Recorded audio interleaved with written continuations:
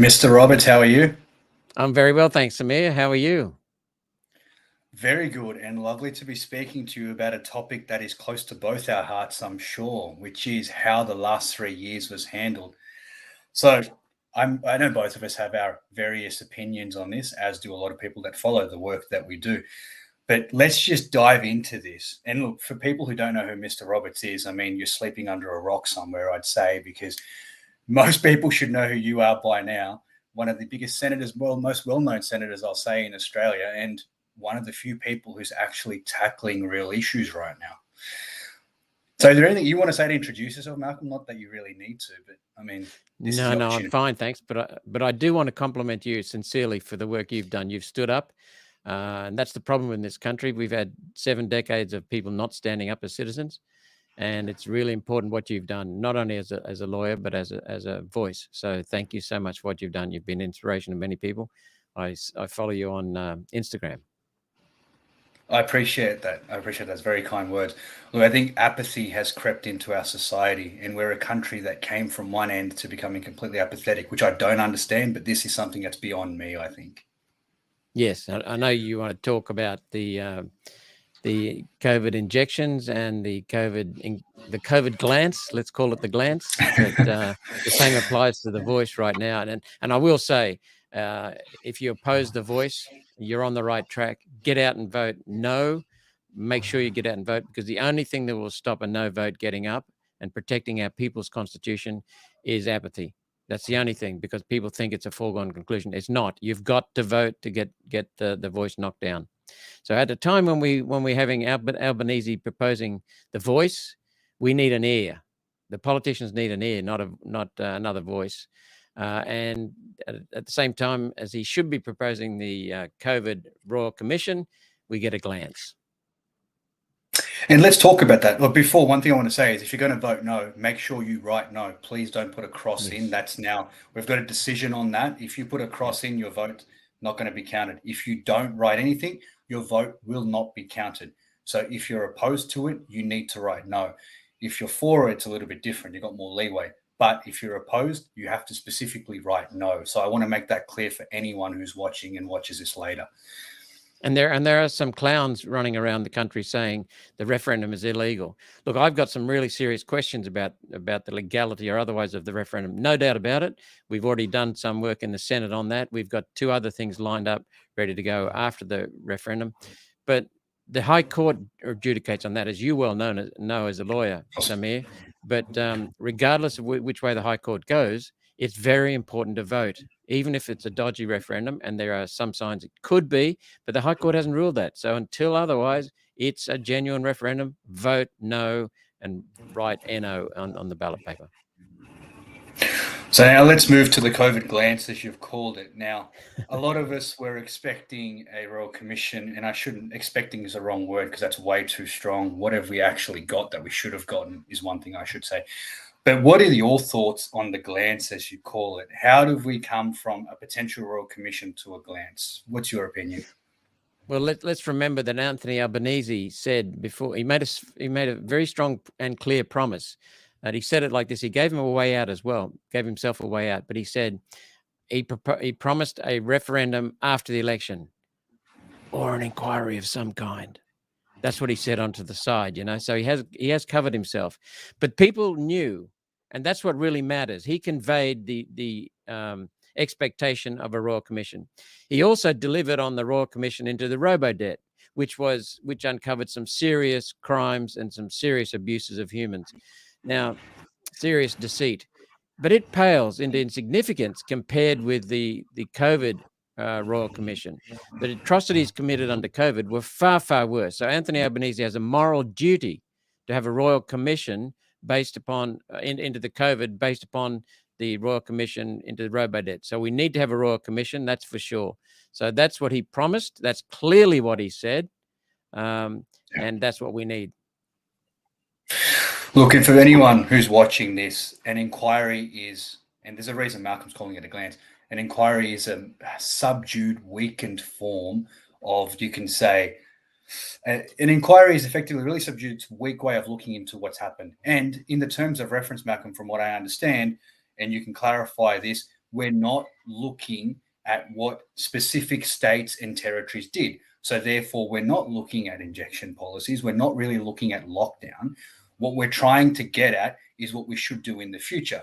But let's be real. When you're looking at what you should do in the future, you need to make sure what you've done in the past is right in the first place. If you don't actually look at that, how can you improve in the future?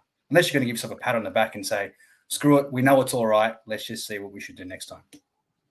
Well, actually, Samir, the glance is not a justifiable response at all, because we need an inquiry. Now, the Royal Commission has substantial powers to compel witnesses to do an investigation, a proper investigation, to subpoena documents. It has very strong powers. A Senate select inquiry has similar powers. We can investigate and do an investigation. Senate select inquiry has the power to do an investigation. It also has the power to subpoena witnesses and to subpoena documents, to compel witnesses to give evidence. So that's what's needed. This glance, Albanese's glance, is just to come in, talk about the federal government, the previous federal government, and that's it. No compelling of witnesses. Yep. And then on top of that, we've got, I did a little bit of work on the backgrounds of the people who he's appointed. They're all women, nothing wrong with that. But they're all establishment public servants and academics who are being asked to investigate their colleagues. That's it. And they're not even being asked to investigate. They haven't got the power to investigate. One of them is a part-time commissioner at the Commonwealth Grants Commission, chair of the Victorian National Heart Foundation Advisory Board, member of the Interim Economic Inclusion Advisory Committee, and national chair of the Women in Economics Network. Previously, she was a board member and chair of the Finance Committee at Royal Melbourne Hospital from 2015 to 2021. She's a health economist. She's got degrees in economics. So what use is that going to be? An academic, in government. Another one is a government employee, senior government employee from New South Wales, a lifelong career in the New South Wales state government, then moved to the federal government in being chair of the National Health Commission in 2011. That's that's Robin Crook. And then we've got the third one. So the two public servants so far, with no medical experience as a practicing medico. Then we've got someone who may be a little bit in the medical field. Her name is Professor Catherine Bennett. She's been entirely in university. None of these people have dealt with practicing practical medical issues. None of them, not one. And they're just adjudicating on their mates, fellow academics, and government bureaucrats. That's all that's happening. And you pointed out quite correctly, a little bit softly, if you don't mind me saying so, but it's not only just not going to have a look at the states, they're compelled to not look at the states and to look only at the federal government. They've excluded the main people who you said, and correctly said, have done these atrocities on Australians. So there's no power. This is just a glance. So there's no accountability. Look, and let's be stronger on that, because let's delve into that. If we're looking at the federal government, what did Morrison say? It's not us, it's the states. We're not doing anything.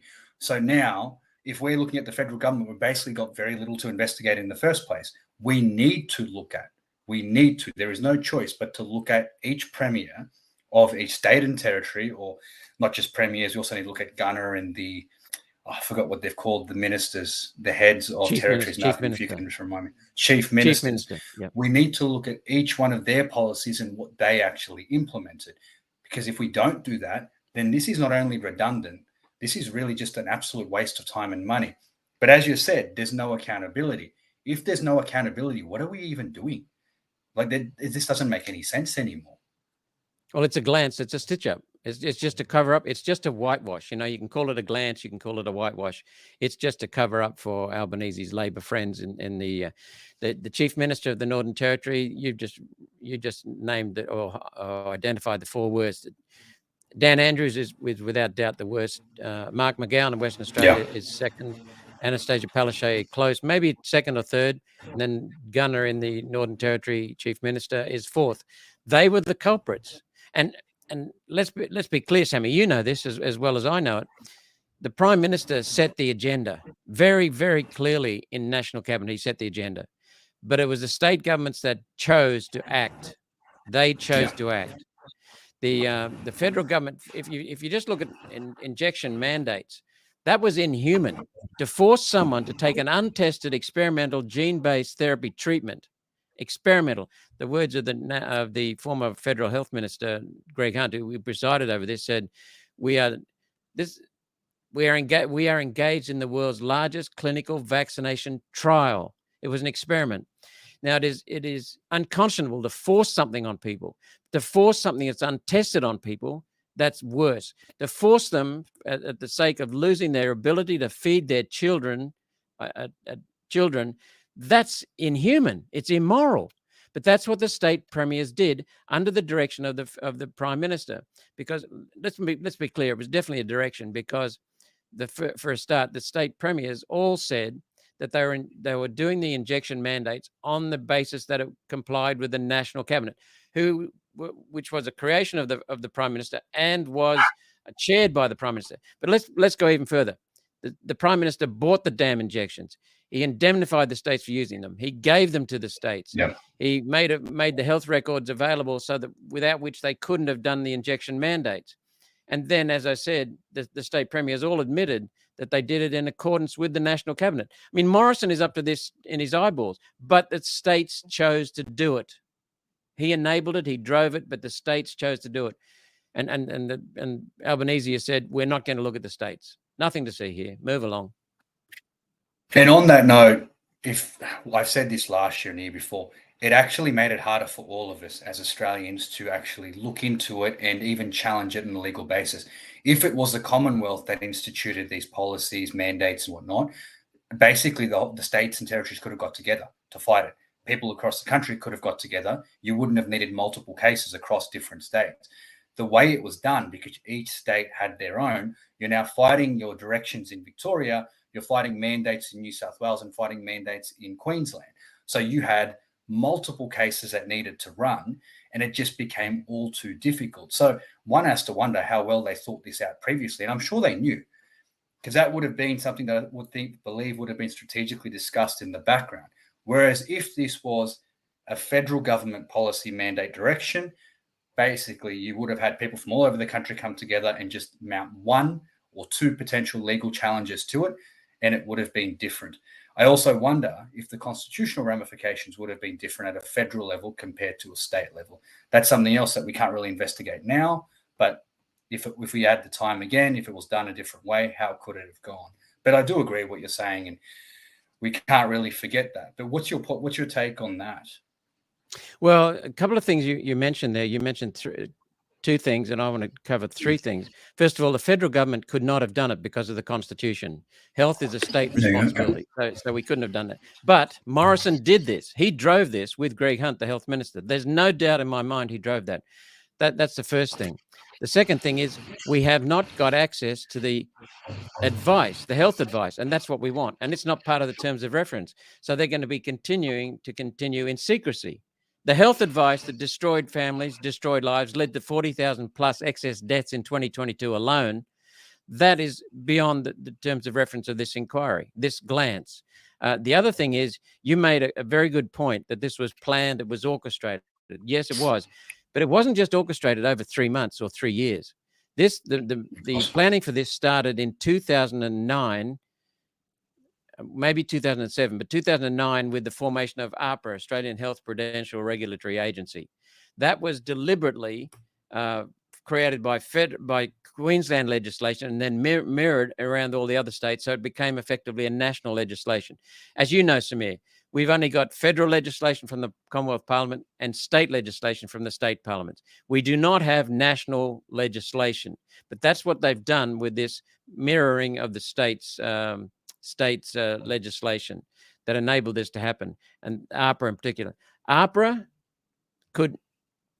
had to be immune, and that's what it was. It was created outside the federal government, outside the state governments, because APRA was the one that policed the doctors, threatened them with being deregistered, losing their income, losing their professions, losing their whole livelihoods if they dared expose doctors. If they didn't intimidate and bully and threaten doctors for not giving exemptions, for reporting COVID injection injuries. These are the kinds of things that suppressed and enabled the states to do what the states did. So we've got secrecy, we've got the federal government coordinating but not doing, and we've got Apra being the guilty person in the middle. The other thing is that the money, Dan Andrews could not have set a record, an inhuman record for the longest lockdowns in the whole world if the federal government had not plied him with cash. The cash came from your pocket, my pocket, the viewer's pocket, and went into the federal government taxation. And then that paid for the COVID injections, which the state governments which the federal government gave to the states. And it paid for the state government's compensation for lockdowns, paid for Job Seeker and Job Keeper, which is all cash. And what have we got now? We have got the Reserve Bank of Australia during the COVID response. We've got the Reserve Bank releasing $500 billion in money that has created the inflation we're now suffering. That was thanks to Josh Frydenberg as Treasurer, Scott Morrison as Prime Minister, and the Reserve Bank of Australia, all to justify the bloody lockdowns, which were never needed and are completely against the way to manage a pandemic. Well, it's not even a pandemic. The one thing I'll add to that is with Apra, basically it wasn't just Apra, it was also the state's own Department of Health. So in Victoria, for example, you had Department of Health Victoria that was going and investigating. They had their authorised officers go do the work. Then someone in that department would contact Apra. So what then would happen is they would work together to target medical professionals. So one would do the investigation. Mind you, both of them technically have some power. And during the, I guess you could say, when it was called the emergency period, the power was highly elevated and escalated. So if you were in an emergency work, so if you were an officer, an authorized officer in Victoria, for example, as we saw with some doctors, your officers would be raided, you would have your documents taken, they would do their investigation, then they would also alert Apra to it. Apra could then deregister you, but also the Department of Health still has many cases against, and this is not just Victoria, by the way, we have one in Queensland at the moment too. So the Department of Health in various states also charged medical professionals. So it wasn't just Apra, they were working together behind the scenes and even in front of the scenes to enforce what it was. So really, if you were someone who was going against the narrative, shall we say, or going against the mandates or directions at the time as it was seen, you had a lot of power against you, and the state's resources against you are pretty much unlimited compared to yourself as a doctor or a medical practitioner. Yep, and speaking of working in collusion, Samir, two of the three people named to do the glance, to do the what Anthony Albanese calls a review or an inquiry, were very, very strong public supporters of Dan Andrews' vicious lockdowns, and even advocated spreading those lockdowns to other states. They're completely compromised. They've got a conflict of interest because they've already said this publicly many, many times. So, here we are going into a glance using those two amongst the three commissioners. I did not actually know that, and that's a very good point that people need to understand. That is a very serious conflict of interest. How can we expect people who have basically aligned themselves to that position to go in and now objectively look at the measures at the time? I mean, not that they can anyway because of terms of reference, but even if they could, even if they had that power in terms of reference, they won't do it. You need a neutral board. You need independence, and it seems like we don't have this at all. And not only that, Samir, these three people, I call them commissioners. They're not commissioners. They're not investigators because it's not an investigation. They haven't got investigation powers. What do you call them? Puppets. Storytellers, basically. Storytellers. That'll do me. Storytellers for the glance. This is the most significant health intervention in our country's history. That's it. End of story. And this is what we're getting. It's one of the most severe government interventions of any kind ever in our history. Probably not as severe as the restrictions during the Second World War when we're under direct threat. But, for this kind of event, the most severe restrictions ever, the most significant interventions, and we get a few puppets, storytellers, who are going to orchestrate a story from amongst their fellow colleagues in academia and government. That's it. This is completely disrespectful of every Australian. Completely disrespectful of every Australian. No, I agree. And even whether you support the lockdowns or not, that's aside for the moment. you need to know that it was done correctly and done in a way that was justifiable. It's as simple as that. It doesn't matter what side you actually take. You still want a royal commission. You still want something that's going to investigate this properly. And I don't actually mind your idea of what you said before, a Senate commission, a Senate committee who actually has the power to ask questions and compel witnesses. That's not a bad idea either, rather than what we have now. So that's one of the things I said in my media release and in the video I made. Good. No, do you want to add something there? No, I'm happy for you to go. Did you want to add something, Samir? Okay. One of the things I've made a commitment to doing is to moving a motion to require a Senate inquiry into the terms of reference of a COVID royal commission. So we'll get the Senate if we can get support for that we'll get that inquiry. We'll get the Senate to develop the terms of Senate inquiry to develop the terms of reference for a COVID royal commission. So myself and a few of the other senators have said we need a Senate inquiry first, because a Senate inquiry, the Prime Minister can still call the terms of reference for the Royal Commission, but the senators can do that somewhat independently and come up with a far more objective Royal Commission. But it's not just the whole of people and whole of Australians. This is an exercise that government response to COVID, state and federal, Liberal and Labor, that cruelled thousands of nurses, tens of thousands of nurses across this country and doctors, sidelined them. Many of them are never coming back. And at the same time, we were told there was a health crisis. We needed every nurse on deck, every doctor on deck. And many of them were set aside.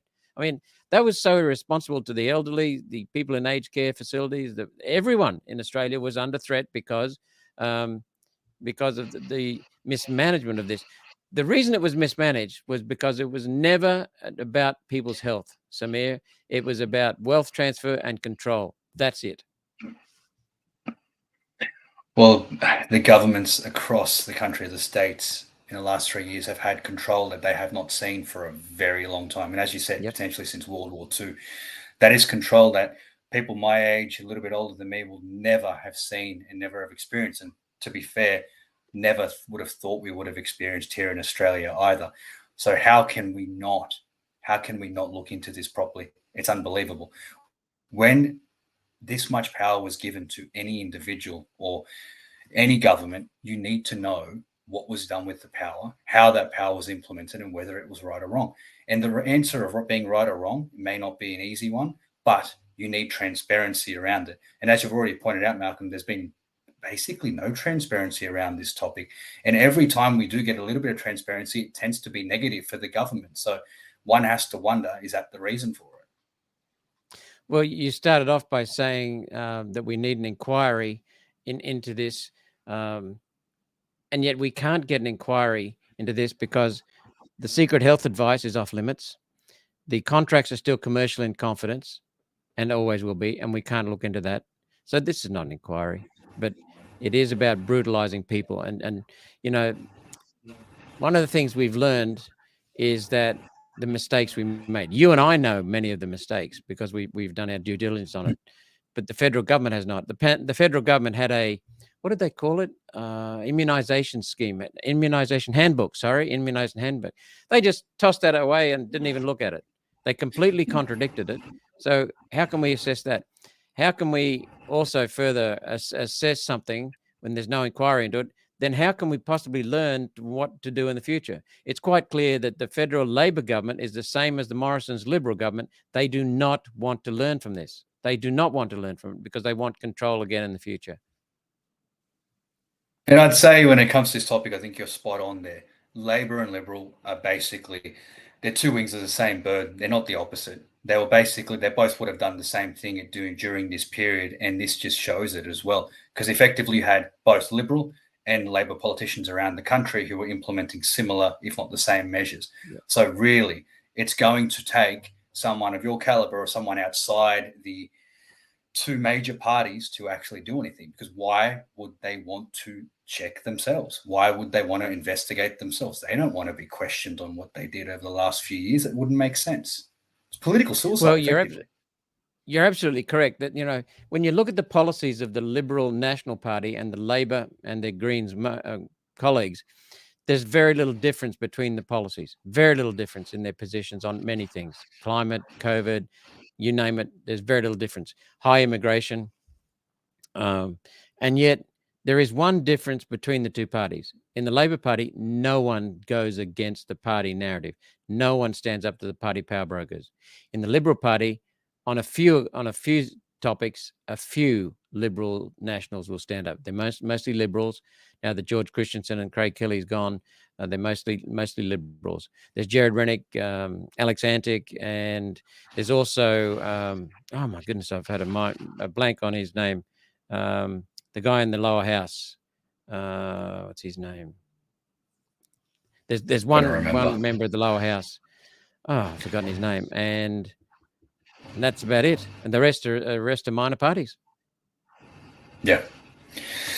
And this is why I was hoping to see, but unfortunately it's a very slow process, minor parties gaining a lot more power over the next few years to make some change, because really it's not going to be the major parties that change anything. Why would they want to change something that goes in their favor and goes for them? It's not something they're going to want to do. Exactly. Exactly. But the encouraging thing, Samir, is that I don't know how old you are, but you're quite a bit younger than me. You haven't got any grey in your beard, so that's quite clear. But when I was a child, it was 45% people voted Liberal, 45% voted Labor, and the 10% who swung, they made up the difference, and they determined who got government, Labor or Liberal. Then it became 40%. Then it became 35%. In the 2019 election, in the state of Queensland, the Labor Party got one senator. They used to have three each, all the time. Labor Party got one senator and 22% of the vote. 22%. That was it. And Anthony Albanese is now governing as Prime Minister he's in the chair as Prime Minister with less than a third of the vote. And the Liberal Nationals got under 35%. They got around 34 point something percent. So we've got an increasing chance of minor parties getting up in the lower house, and in the Senate, where there's proportional representation, deliberately, there's a chance that we will have what would you have, a quarter of the senators not Labor, not Liberals, which is good, because all you need is a very small number to get balance of power. And when you see Liberal and Labor, this is something very important to understand too. We almost got a senator up in Western Australia, One Nation, but the Liberal preferences went to the Labor Party. Similarly in South Australia, similarly in Victoria. If we'd had those three extras, we'd have five. We'd have balance of power. The balance of power does not give us power, but it gives us the power to stop abuse by the two major parties, because they need us. And Pauline and I are very strong on standing up for Australia. So we would have had the balance of power. We would have been able to limit what the mongrels and the Liberal Nationals and the Labor could do. We know that senior prominent Liberals, who are not liked by the majority of Liberals in Parliament, actually worked against us. Yet we are a conservative party, and they're supposed to be conservative, but they supported the Labor Party getting more senators. I mean, go figure. The people of Australia have got to stop this by voting against Liberal Labor. So the shift over the longer term is positive for us, and I'm assuming that's going to continue. In fact, it probably is going to continue. When you look at, I believe the Labor Party, even though they won on primary votes in the federal election, had one of the lowest of all time, or since 1930, from what I recall. Is that about right, Malcolm? I think you're correct. I'm pretty sure you're correct. The reason that in itself, the reason they got in was because of the Teals. Shift. Sorry? Right. I was going to say that in itself shows a huge shift when no political party has enough primary votes at that level. But as you said, it's because of the Teals or the way the preferencing's worked. One of the things, you're correct. One of the things that that's positive is that if you look at the COVID mismanagement, as I said, it was all about wealth transfer to big corporates, BlackRock, Pfizer, Vanguard, State Street. It was never about health. It was about control and wealth transfer. If you look at what's going on in Australian politics right now, we've got this voice proposal, this voice come treaty proposal. That's what it is. It's really about a treaty. So voice come proposal treaty, which the politicians are saying we need to give people a voice. No, what we need is politicians to get an ear. But let's set that aside for a minute. At the same time as Albanese is proposing a voice, he's proposing misinformation, disinformation, censorship bills that will stop every Australian having a voice. Every Australian. And he was also shutting down with the whitewash, this so-called inquiry, this glance into COVID. So he's not giving us a voice on COVID. He is suppressing our voice with misinformation, disinformation, censorship. And at the same time, he's not giving any details about a voice come treaty. I mean, the guy is an absolute liar. I think that tells you about him, doesn't it? It tells you about how quickly things change. When you're in opposition, you say one thing. As soon as you get into power, you completely change it and just pretend it never was said. Or you go to the terms and conditions, as you said. You say what you said quietly becomes the norm. Exactly. So Right, the other point I would raise, I think I mentioned it briefly, is that the Reserve Bank under Scott Morrison and with Scott Morrison printed $500 billion in COVID stimulus, job seeker, job keeper. And that is contributing to the inflation we have now. It's driving the inflation. On that note, I was going to ask you, how important a feature was that to inflation, or what's the link? How strong is the link to inflation now? It's very, very direct link to inflation. When you've got two things happening, inflation is caused by too much money chasing too few goods. So if you look at what happened during the COVID mismanagement, the COVID response, we got all the cash flooding the economy. So that increased the amount of cash, the amount of money looking for goods to buy. But we also had savage restrictions, which choked the supply. So we had too few goods coming in. So we've got a double whammy from Morrison and the Labor premiers mismanaging COVID. We've got an increase in cash. We've got a decrease in supply, which is going to drive prices up. But what we've also got now, and this is yet again how we're mismanaged. We've got record high immigration. We've got 1.2 million people coming into the country this year, Samir. We've got 460,000 net immigration. That's people who are going to live here, minus the people who are leaving Australia. Then we've got about 540,000 students coming in. Each of them needs a bed. Each of them needs a roof over their head. So that's a pressure on housing. And then we've got about 200,000 people on working visas. Okay, so that's 1.2 million people looking for a roof and a bed. We've got people in Gladstone, just less than a day, 6 hours drive from where I am now, and they're living in caravans, tents, cars, in the showgrounds. We've got people in Bundaberg, which is only a few hours away, and they're living in the same deal: cars, camping, caravans, under bridges. That's rife right around the country. And so the last thing you need is high immigration to drive up house prices even more. But that's what's happening. We've brought in high immigration, which is driving up rental rates, driving up the price of houses, and that is crueling the people of this country looking for housing. And plus, you've got the supply side knocked around by the costs of electricity, which are government policies again destroying our electricity generation. And you've got the supply side being destroyed by the COVID restrictions that are just kind of getting over it now. So we've got a shortage of building materials. And what's the solution? The solution from Anthony Albanese is to create 3 new bureaucratic bodies, and then on top of that, to make promises of spending $10 billion on health. Well, that is complete crap, because the $10 billion is going to be invested in the future fund that create a new housing future fund. That $10 billion goes in as capital to make an investment in various industries, and the return is invested in housing. If the negative return, there's no investment in housing. That's what's going on. So, and why are they doing this? People ask, why are they doing this? Well, it's very, very simple. We have been in a per person recession. We are in a per capita recession, meaning that per person, our gross domestic product has been negative. We've been falling backwards.